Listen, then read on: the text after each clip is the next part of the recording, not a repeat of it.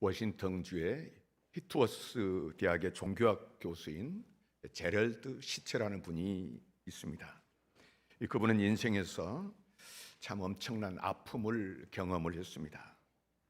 그 경험으로 말미암아서 인생을 생각하게 됐고 하나님을 묵상하게 됐습니다. 길을 가다가도 문득 자신에게 닥친 고난의 의미에 대해서 생각을 했습니다. 제럴드 시체는 다이애나 제인이라고 하는 여인을 만나서 사랑하게 되었습니다. 그는 그 여인이 하나님께서 자신에게 보내준 사람이라는 것을 한순간도 의심하지를 않았습니다. 그러나 그는 결혼과 함께 큰 아픔을 경험을 했는데 결혼 후에 그 가정에 아이가 생기지를 않았습니다. 1년이 가고 2년이 가고 그럴 세월이 가면서 아이가 없으니까 그럴 수 있겠지 하고 생각했던 것이 이제는 왜 그럴까 생각을 하게 됐습니다. 부부는 간절히 하나님께 기도했습니다. 그러나 아이는 생기지 않았고요. 그러자 두 사람은 모든 것을 다 내려놓았습니다. 이렇게 자녀 없이 사는 것이 하나님의 뜻인가 보다 생각을 했습니다. 그런데 하나님은 7년 동안에 4명의 건강한 자녀들을 주셨습니다. 시체 교수는 사랑스러운 아내와 예쁜 자녀들과 이 가정을 이룬 것, 정말 인생을 산다는 것이 이런 것이구나, 이것이 행복이구나, 그런 생각이 들었습니다. 그런데요, 그 행복과 만족이 얼마 가지를 않았습니다. 제럴드 시체는 어느 날 가족들과 함께 그 지역에 있는 인디언 모임에 참석을 하고 돌아오는 길이었습니다. 무사히 집에 돌아가게 해달라고 차에 앉자마자 기도하고 출발했는데 고속도로를 지나오는 동안에 큰 트럭이 이 가족이 탄 차를 덮쳤습니다. 아내와 어머니 그리고 큰 딸이 거기에서 사망했습니다. 그 후에 3명의 자녀를 홀로 키우며 이분이 살고 있는데 그는 이 엄청난 삶을 경험하고 난 후에 이 일을 생각을 했습니다. 왜 하나님은 내게 이런 일이 일어나게 하셨는가? 내가 무엇을 잘못을 했는가? 내가 일평생 무슨 큰 죄를 졌기에 이런 사고가 나와 우리 가정에 일어난 것이고 내가 아내와 결혼한 것이 하나님이 원하시는 뜻이 아니었는가? 그렇게 거두어갈 자녀라면 왜 이 땅에 태어나게 했는가? 하나님을 잘 믿었다고 할 수도 없지만 그렇다고 내가 하나님의 품을 떠난 것도 아니었는데 하나님은 왜 나를 이렇게 대우하시는가? 우리도 살면서 이런 일을 겪을 수 있습니다. 이미 겪은 분도 있을 것입니다. 우리는 그때 하나님께 질문할 수밖에 없습니다. 하나님, 왜인가요? 도대체 왜인가요? 하나님 잘 믿어보려고 했는데, 하나님 잘 믿어왔는데 왜 이런 일이 나와 내 가정에 일어나는 것입니까? 살면서 우리는 크고 작은 문제를 겪습니다. 어떤 때는 도무지 납득할 수 없고 수용하기도 어려운 사건들이 일어나지만 왜 그것이 일어나는지 충분히 설명되지도 않고 이해하기도 어려운 경우가 허다합니다. 그런가 하면 사필귀정, 모든 일은 반드시 바로 잡히게 되어 있다 하는 말이 있습니다. 인과응보, 어떤 일이든지 결국 마땅한 보응을 받는다는 말도 있습니다. 하나님을 인정하지 않는 사람들도 이 우주 질서에 무엇인가 있어서 잘못된 일은 결국 바로 잡히고 악은 징벌을 받고 선은 보상을 받게 된다고 믿습니다. 결국 그렇게 믿을 수밖에 없는 일들을 자주 경험했기 때문에 경험 법칙에서 사필기정 인과응보라는 말이 나왔을 것입니다. 하나님의 존재를 믿는 사람들은 이런 표현을 사용합니다. 과연 하나님은 살아계시다. 하지만 세상사가 그렇게 단순하지만은 않습니다. 누가 봐도 당장 천벌을 받아 마땅한 사람이 백주대낮에 대접을 받고 활개를 치며 다니는 것입니다. 그런가 하면 누가 봐도 복을 받아 마땅한 사람들이 있습니다. 그 누구에게도 싫은 소리 할 줄 모르고 주장하고 싸우기보다는 희생하고 양보합니다. 선하디 선하게 살아가는 사람들이 있습니다.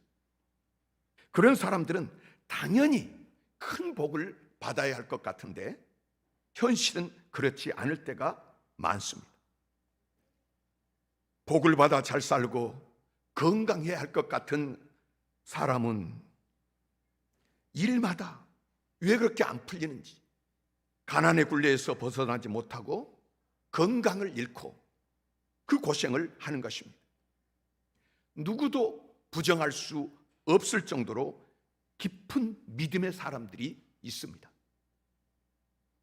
그러면 그들이 그 믿음 때문에 만사 형통하며 살고 있습니까? 믿음 때문에 오히려 더 어렵게 사는 경우가 있습니다. 믿음 때문에 손해를 보고 희생하고 배신당하는 경우도 자주 있습니다.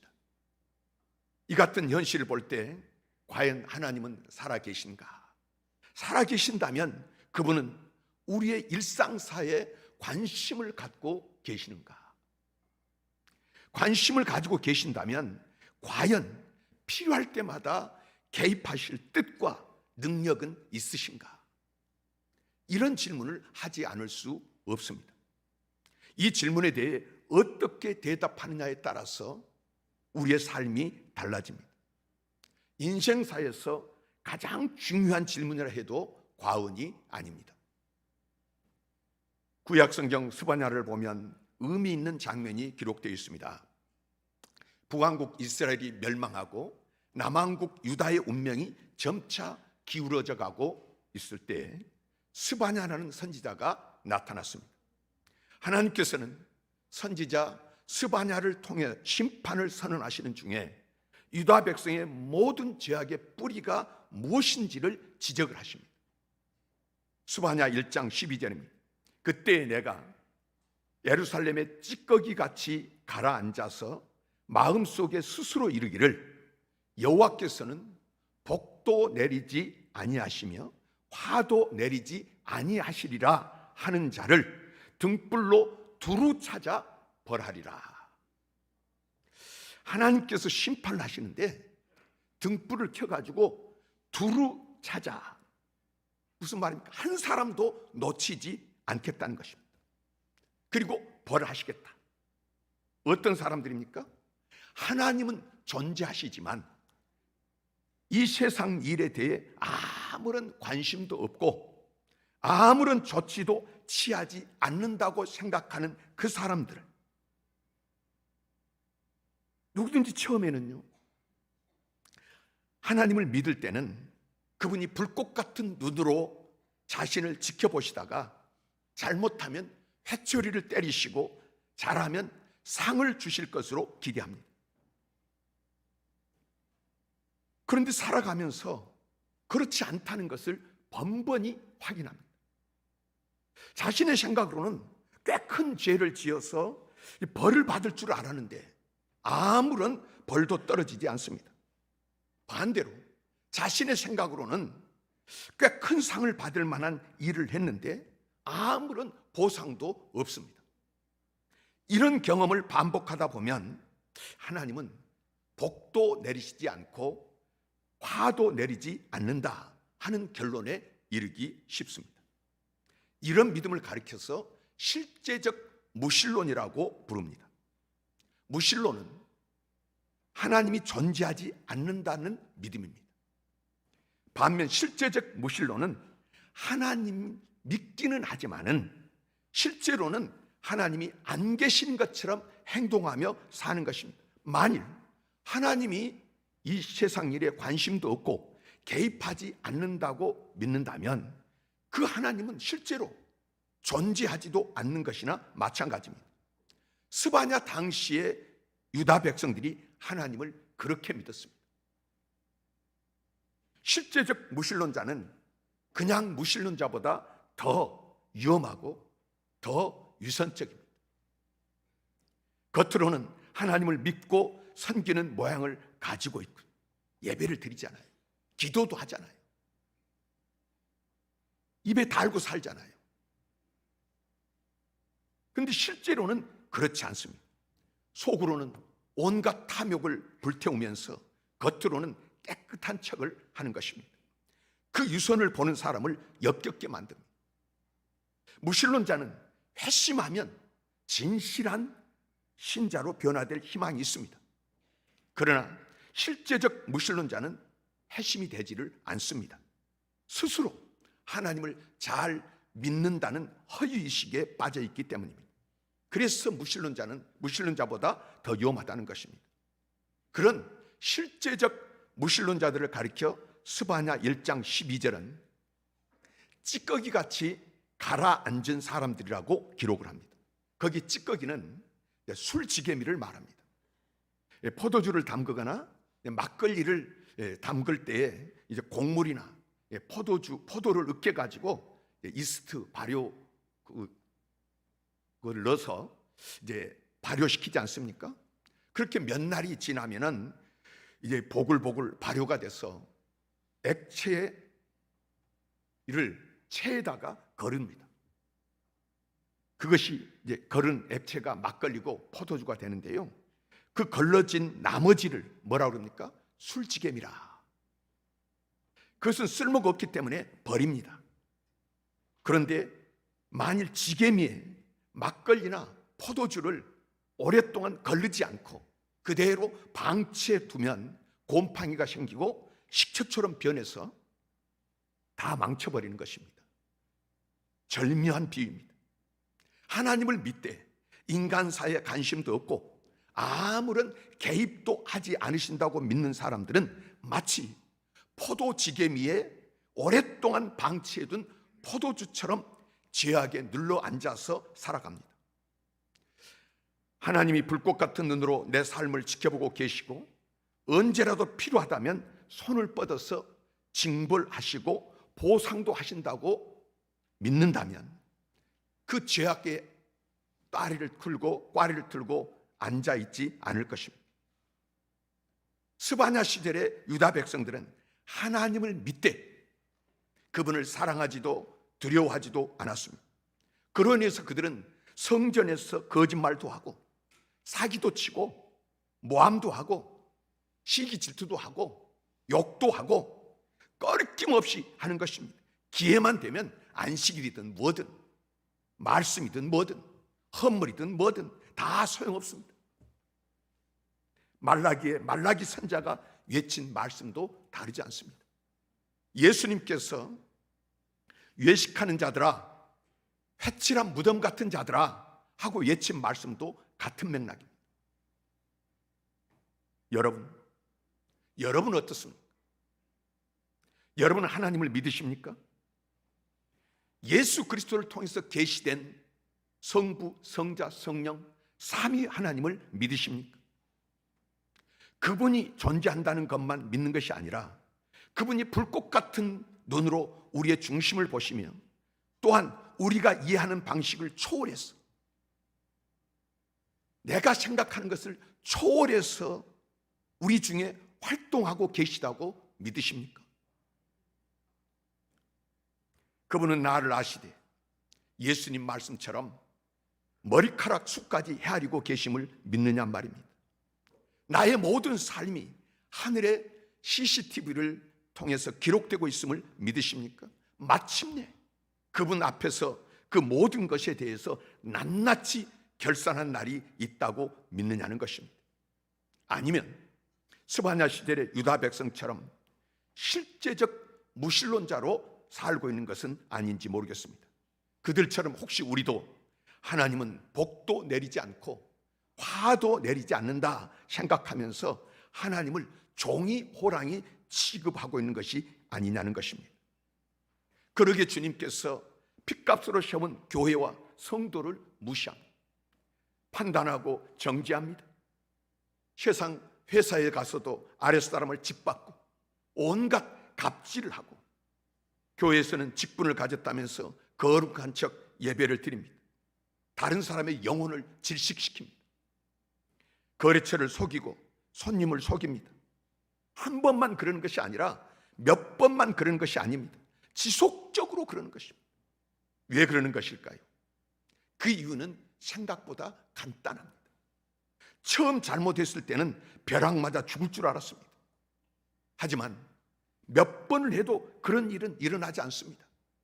그래서 생각합니다. 아하, 내가 믿는 하나님은 복도 내리지 않고 화도 내리지 않는구나.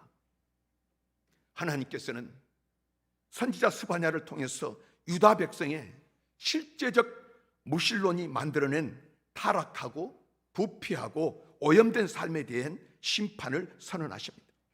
하나님을 종이 호랑이처럼 생각하고 제약에 뭉개고 앉아있던 그들에게 경고하십니다. 병품에 걸어져 있는 호랑이가 어느 날 진짜 호랑이가 되어서 응 하고 튀어나온 것처럼 그들이 복도 내리지 않고 화도 내리지 않는다고 생각했던 하나님께서 어느 날 행동을 시작하실 것이라고 말씀하십니다.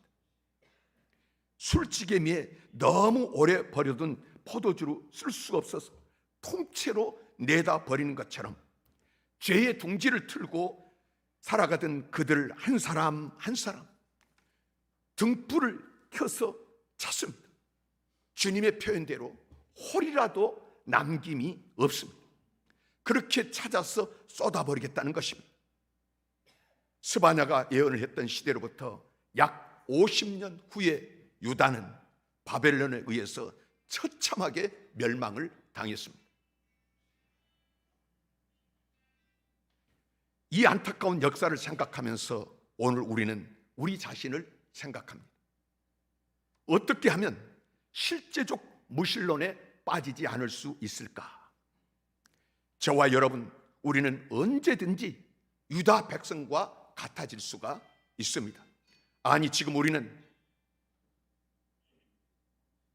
실제적 무신론자로 살고 있는지 모릅니다. 예수쟁이, 성도의 허울을 쓰고 실제로는 제약을 일삼자로 살다가 영원한 심판을 마주할 운명에 처해 있는지도 모릅니다. 과연 우리는 술찌개미에 그대로 주저앉아 있겠습니까? 오래전 아삽이라고 하는 이름의 히브리 시인이 살았습니다. 그는 실제적 무신론에 빠질 뻔했던 경험을 시로 적은 적이 있습니다. 하나님은 마음이 정직한 사람과 마음이 정결한 사람에게 선을 베푸시는 분이건만 나는 그 확신을 잃고 넘어질 뻔했구나. 그 믿음을 버리고 미끄러질 뻔했구나. 오늘 본문 시편 73편 1절 2절 말씀 샤번역 말씀입니다. 아삽에 의하면 죄악을 일삼는 사람들은 하나님의 징벌을 받기는커녕 4절에 죽을 때에도 고통이 없으며 몸은 멀쩡하고 윤기까지 흐릅니다. 그들에게는 사람들이 흔히 당하는 고통도 없고 많은 사람들이 당하는 재앙도 그들을 비껴가는 것 같습니다. 7절에 그들은 거만하게 눈을 치켜들고 다니며 8절에 언제나 남을 비웃으며 악의의 참말을 쏟아붙이고 거만한 모습으로 포근하기를 즐깁니다. 하나님을 믿는 사람들도 그들에게 물들어서 11절에 하나님인들 어떻게 알 수 있으랴? 가장 높으신 분이라고 무엇이든 다 알 수 있으랴 라고 말합니다. 그렇게 하나님을 모독하며 악을 일삼대도 그들은 12절에 신세가 언제나 편하고 재산은 늘어만 갑니다. 이러한 현실을 보면서 아삽도 역시 실제적 무신론에 미끄러질 뻔했습니다. 오늘 본문 13절은 아삽의 마음을 흔들고 있던 생각을 잘 묘사해 줍니다. 내가 내 마음을 깨끗하게 하며 내 손을 씻어 무죄하다 한 것이 실로 헛되도다. 내가 지금까지 깨끗하게 살아온 것과 내 손으로 죄를 짓지 않고 어떻게 하든 깨끗하게 살려고 했던 모든 것들이 허사라는 말인가? 그렇게 실제적 무신론으로 미끄러져 들어갈 뻔했던 위기를 아삽은 어떻게 극복을 했습니까? 그 해답은 17절에 기록되어 있습니다. 하나님의 성소에 들어갈 때에야 그들의 종말을 내가 깨달았나이다. 아삽이 영적 위기를 벗어날 수 있었던 것은 성소에 들어가서입니다. 성소에서 하나님을 만나고 그 말씀을 들었을 때입니다. 우리에게 예배가 필요한 이유가 바로 여기에 있습니다. 육신을 입고 물질을 만지면서 살아가는 우리의 마음은 하루만 방치해 두면 하나님의 나라를 보는 눈에 이 비닐이 덮이고요, 하나님의 음성을 듣는 귀에 귀지가 낍니다. 예배는 아삽처럼 성소에 들어가 하나님의 영광을 보고 그분의 음성을 들어야 합니다. 그래야 실제적 무신론으로 미끄러져 들어가는 발걸음을 바로 세우는 것입니다. 성소에 뭐가 있습니까? 법궤가 먼저 눈에 보였을 것입니다. 법궤에 뭐가 들었습니까? 시내산에서 살아계신 하나님이 모세를 통해서 주셨던 십계명 돌판이 있었습니다. 그 돌판이 사람이 만들어서 어쩌다 온 돌판입니까? 하나님을 불신했을 때 하나님이 살아계신, 이 사람은 하나님이 쓰는 사람이다. 눈에 보이지 않지만 그 징표로 보여주셨던 아론의 싹이 난 지팡이, 지팡이 12개를 다 모아놨는데 지파마다 가지고 왔어. 그런데 아론의 지팡이에서만 어떻게 거기서 싹이 돋아나는? 40년 광야를 지나는 동안에 농사를 지었습니까? 어디서 돈 주고 사왔습니까? 매일같이 아침에 일어나 보면 어떻게 먹을 것이 하늘에서 만나가 내려서, 지성소에 갔더니 법궤 안에 십계명과 아론의 쌍난 지팡이, 만나가 들어있습니다. 지금까지 하나님의 백성을 인도하신 하나님의 살아계심이 아니면 어찌 이런 일이 있을 수가 있겠느냐? 증표가 거기에 있는 것입니다. 우리가 주일마다 예배를 드리는 이유가 여기에 있고, 매일같이 하나님과 독대하는 영적 생활이 중요한 이유가 여기에 있는 것입니다. 목장 모임으로 또는 선교의 모임으로 영적 사귐을 나눠야 되는 이유가 여기에 있는 것입니다. 현실에서는 하나님이 계시다는 증거보다 계시지 않다는 증거가 더 많아 보입니다. 하지만 그것은 하나님이 존재하지 않는다는 증거가 아닙니다. 하나님이 무심하다는 증거도 아닙니다. 하나님이 힘이 없다, 무력하다는 증거도 아닙니다. 그것은 오히려 인간에 대한 하나님의 사랑의 증거입니다. 왜 이런 일을, 왜 참고 계십니까? 왜 저런 사람이 있는가? 여러분, 만일 하나님께서 우리의 선행에 대해서 복을 주시고 악행에 대해서 벌을 내리시기를 즉각 하신다고 생각해 보십시오. 그렇게 되면 우리는 과연 행복할까요? 죄의 값은 사망이라고 했습니다. 크나 작으나 죄의 값은 사망이라고 했습니다. 하나님께서 죄 지을 때마다 즉각 심판하신다면 오늘 이 자리에 남아있을 사람 있겠습니까? 예수님은 생각으로 죄를 짓는 것, 욕하는 것, 살인죄라고 하셨습니다. 이 죄값을 감당할 사람이 이 세상에 있겠느냐 말입니다. 아무리 신중하고 경건한 사람이라도 살얼음판을 걷듯 혹은 지뢰밭을 걷듯 언제든지 실수해서 불심판을 받을 가능성 때문에 하루하루 불행하게 살게 될 것입니다. 하나님은 우리의 실수와 심판에 대해서, 우리의 선택에 대해서 기다려 주십니다. 참아주십니다. 하나님은 우리의 변화와 성장을 기다리시고 도우시고 인도하십니다. 그것이 하나님께서 우리를 사랑하시는 방법인 줄 믿으시기를 바랍니다. 그렇기 때문에 하나님께서 제공해 주신 자원을 거부하고 제 욕심대로 악을 택하며 살아가는 사람들은 어떻게 하십니까? 하나님은요, 부드러운 음성과 손길로 그가 죄악으로부터 돌아서도록 부르시고 기다리십니다. 하나님이 안 계신 것처럼 느껴질 정도로 그 사람의 악행에 대해 무관심한 것처럼 느껴질 정도로 끝까지 기다린대요. 성경에는 관영이라는 단어가 있습니다. 관영, 꾸러미에 꽉 찼다는 거예요. 옛날에 동전 구멍이 있지 않습니까? 거기에 줄로 가지고 동전을 이렇게 거기 넣는데 한두 개 달랑달랑이 아니라 입 끝까지 가득 찼을 때 관영이라는 말을 씁니다. 하나님은 끝까지 기다리십니다. 요엘서 2장 13절에 선지자 요엘을 통해서 하나님은 회개를 촉구하시면서 이렇게 말씀하십니다. 주 너희 하나님께로 돌아오라. 주님께서는 은혜롭고 자비로우시며 오래 참으시며 한결같은 사랑을 늘 베푸시고 불쌍히 여기는 마음이 많으셔서 뜻을 돌이켜 재앙을 거두기도 하신다.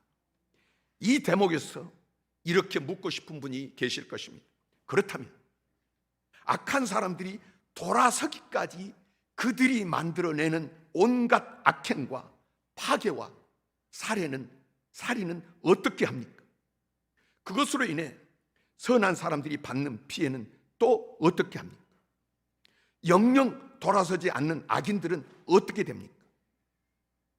여러분, 로마서 8장 28절을 통해서 주신 말씀을 기억하십니까? 우리가 알거니와 하나님을 사랑하는 자, 곧 그의 뜻대로 부르심을 입은 자들에게는 모든 것이 합력하여 선을 이루느니라. 성경의 말씀은요, 지옥불의 불쏘시개로 하나님은 그 모든 것을 사용하고 계신 것입니다. 결국 하나님께서 모든 것을 바로 잡으십니다. 인간의 악행으로 인해 깨어진 유리 조각을 아름다운 모자이크로 만들어내십니다.